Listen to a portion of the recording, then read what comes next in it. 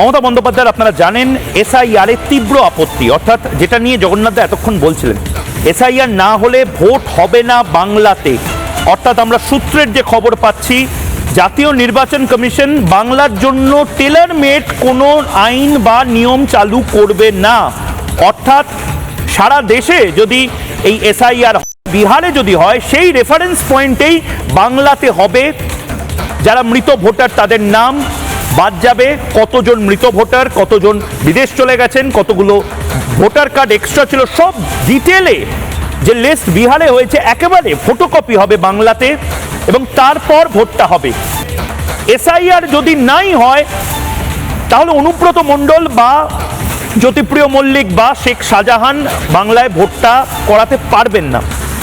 জাতীয় নির্বাচন কমিশনকেই বাংলার মতন এত সেন্সিটিভ, এত গুরুত্বপূর্ণ একটি রাজ্যের বা যে কোনো রাজ্যের ভোটটা করাতে হবে।